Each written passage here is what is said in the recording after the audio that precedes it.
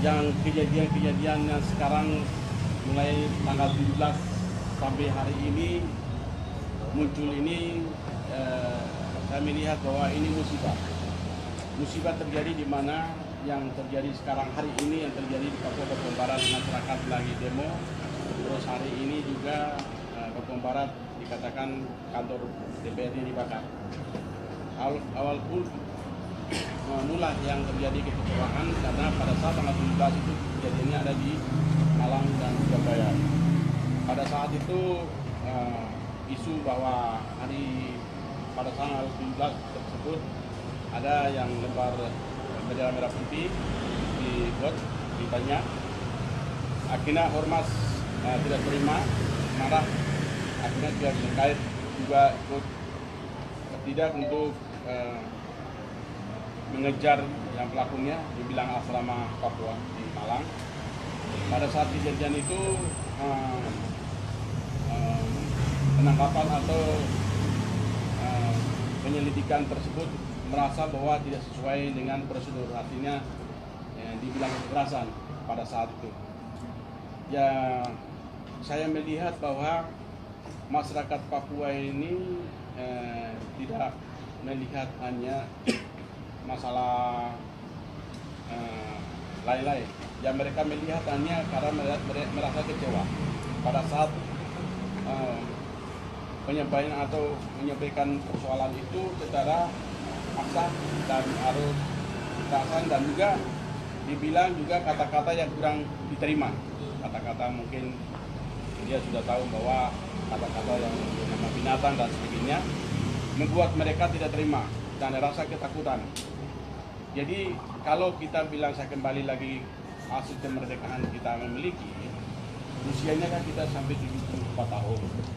Kalau usia 74 tahun berarti kita sebagai anak bangsa perlu saling menghargai satu dengan lain.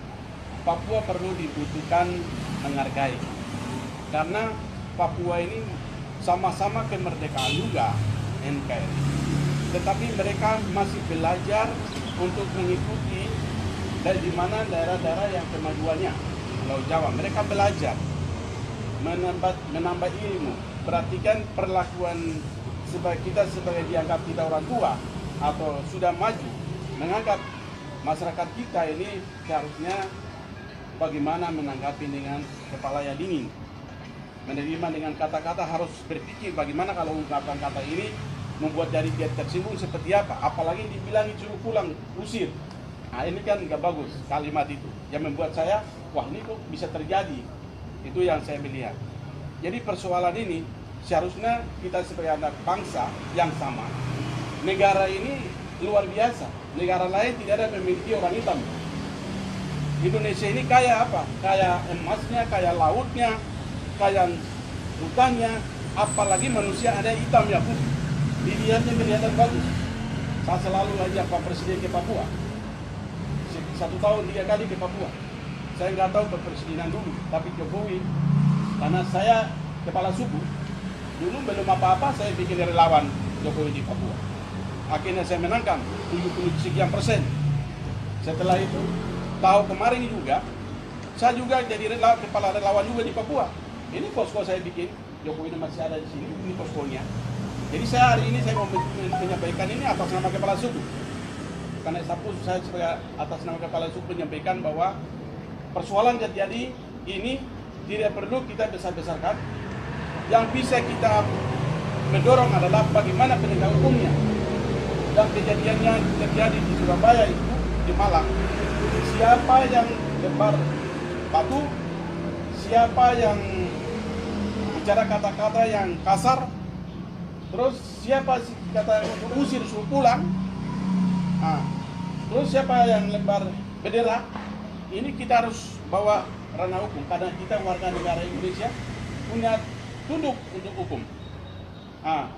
Khususnya yang terjadi di tanah Papua hari ini, sedang berjalan hari ini, masyarakat perlu dibutuhkan menghargai, dihargai walaupun dia tidak terdapat dengan kata-kata, tetapi orang Papua ada di Jakarta, orang Papua juga di Aceh atau di Malang, dimanapun dia orang Malang, orang Jawa, dia orang asli di situ. apalagi orang Jawa ada tinggal di Papua, dia sudah jadi orang Papua. Jadi tidak ada perbedaan orang Papua kulit hitam, tidak ada orang pendatang di Papua, tapi kita sama anak bangsa yang sama. Wajib menjaga negara kesatuan Republik Indonesia, wajib melindungi antara anak bangsa yang sama, dan wajib juga kita membangun Indonesia bersatu, dan juga kita juga sama-sama untuk membangun kemajuan kita, negeri kita ini yang baik, zona damai dan sejahtera, masa depan Indonesia yang lebih baik. Itu yang diharapkan saya sebagai kepala suku menyampaikan. Dan yang berikut saya sampaikan pesan kepada masyarakat Papua, menanggapi persoalan-persoalan ini di Papua, boleh saja menyampaikan aspirasi itu di muka umum, itu undang-undang bisa dilindungi siapa saja, tapi jangan sekali-kali kita bakar fasilitas atau jangan membakar apalagi fasilitas umum. Berarti kita bakar rumah sendiri. Dan terus kita mau tinggal di mana? Mau tinggal di mana? Nah, ini saya rasa menyesal. Yang kejadian-kejadian yang sekarang baru dengar bakar kantor DPR. Sebenarnya tidak boleh terjadi. Kenapa Presiden ke Papua 1 tahun 3 kali? Saya memaksakan ke Papua, memaksakan saya ke Papua. Kenapa? Karena Papua itu harus kembalikan ke sila kelima. Kelimanya apa? Keadilan sosial bagi seluruh rakyat Indonesia. Itulah kita mau kejar. Saya kejar itu. Merdeka dalam pendidikan, merdeka dalam ekonomi, merdeka dalam kesehatan. Dan juga manusia-manusianya harus betul-betul yang berkualitas untuk membangun di tanah ini, dan lebih khusus lagi di tanah Papua. Itulah yang Presiden mengejar sampai hari ini. Ya, orang lain, provinsi lain pasti kecewa atau marah karena kenapa ke Papua terus? Pak Jokowi kok masuk pendalaman terus? Oh, di sana bilang orang rawan tapi masuk terus, karena Presiden punya hati untuk membangun Papua supaya kita jadi sama, anak bangsa yang sama. Bukan lagi terbelakang, tapi kita jadikan terdepan orang Papua. Buktinya di mana? Kita orang Papua, sebelum Jokowi masuk, kita orang Papua belum ada pernah jadi Kapolda, belum pernah jadi Kapolda, belum pernah dapat bintang 2, ya. Belum pernah dapat bintang. Tapi setelah Jokowi masuk, saya memaksakan Pak Presiden, akhirnya pertama kali Paulus Waterpau jadi Kapolda Papua. Setelah ini naik bintang lagi. Kalau saudara tanya, di istana ini berapa orang Papua ada di dalam? Orang Papua, saya sebagai staf khusus Presiden, ada yang asisten orang Papua, ada pembantu asisten orang Papua. Setiap tahun di istana ini ada punya jatah khusus untuk Kementerian Penerimaan CPNS orang asli Papua, ratu kredit kulit hitam. Berarti kan itu kan sudah mulai keadilan sudah mulai tegakkan. Sudah kita semua kementerian anak Papua itu sekarang 300 mencapai 400 orang. Semua kementerian orang Papua ada. Apalagi di sana semua orang Papua ada, PNS ada. Berarti kan negara sudah mulai dihargai kita. Berarti Papua jangan sampai akan terjadi. Saya mau sampaikan saudara-saudara saya, ada yang terima atau tidak silakan. Tapi pikiran Lenis ini kepala suku bahwa kita harus bawa dalam pendidikan, ekonomi dan kesehatan, membawa kemerdekaan untuk utuh, untuk kita bawa untuk kesehatan itu, pendidikan itu, ekonomi. Jadi sekarang bagaimana mahasiswa perlu belajar. Saya dulu sama, saya belajar sekolah tinggi teologi baptis. Pagi, sore saya ambil sarjana hukum. 2 kampus saya bisa sekolah. Setelah itu saya ambil master. Sekarang saya sekitar bulan September saya akan ambil wisuda doktor. Belajar sambil terpikir. Sebenarnya ada yang tidak terima adik-adik saya di Papua. Tapi kalau ingin terima atau tidak, yang penting Papua kita maju dengan betul-betul untuk menuju kemerdekaan ekonomi. Kita lawan kemiskinan. Saya minta ke depan Presiden, ke depan nanti, ada hal-hal yang kami menyampaikan selama saya mendampingi Pak Presiden, ada hal yang harus saya sampaikan supaya tidak ikuti lagi jalan yang lama, tapi mari kita bikin jalan yang baru untuk menuju Indonesia merdeka, menuju Papua merdeka dalam ekonomi, pendidikan, dan kesehatan. Itu saya sampaikan, sekian dan terima kasih warga negara Indonesia dari Sabang sampai Merauke merdeka. Bang Lenis, tanya jawab Bang. Bang, soal mungkin dengan di Papua sana, apakah sudah ada komunikasi, maksudnya gimana, kenapa mereka melakukan perusahaan kayak gini? aksi mereka seperti apa? Sejauh ini bagaimana komunikasinya, Bang? Baru kita sudah dari pagi tadi, saya memang tidak segera ke kantor, karena kalau saya ke kantor biasanya masyarakat ramai ketemu saya karena tergabung, karena situasi di Papua sudah mulai panas. Makanya saya tinggal di pos polisi ini supaya aman untuk komunikasi baik. Makanya terima kasih ya, jadi adik-adik bisa ke sini karena saya harus butuh komunikasi untuk mengendalikan di daerah. Jadi kami sudah koordinasi dengan kepala-kepala suku sana, mereka sudah mulai masuk kampung di sana, baru mendekati, dan mereka kendalikan dengan baik. Jadi pemahaman yang saya sampaikan tadi, saya sudah arahkan semua kepala suku di sana, tokoh agama, tokoh gereja mungkin bisa gabung dengan pemerintah. Jadi nanti mudah-mudahan berita berikutnya tidak terjadi masalah. Saya sudah pesan bahwa pihak keamanan pun perlu ada mengendalikan, bahwa tidak boleh ada yang pegang senjata, tidak boleh ada yang melakukan hal perlawanan.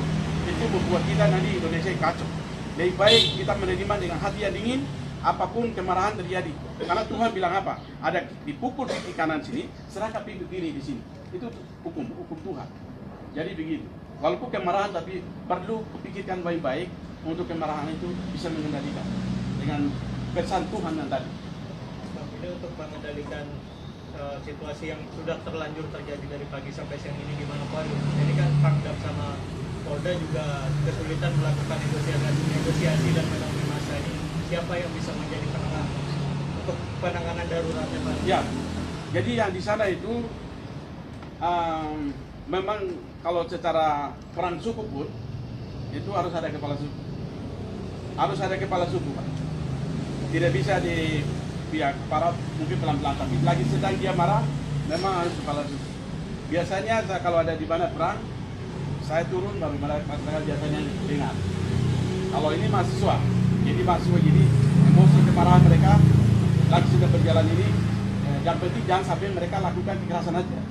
Dan pihak aparat pun, ya kita terima dengan kemarahan model apapun kita terima, tapi jangan mahasiswa itu atau masyarakat itu jangan bikin kekerasan untuk fasilitas umum, jangan sampai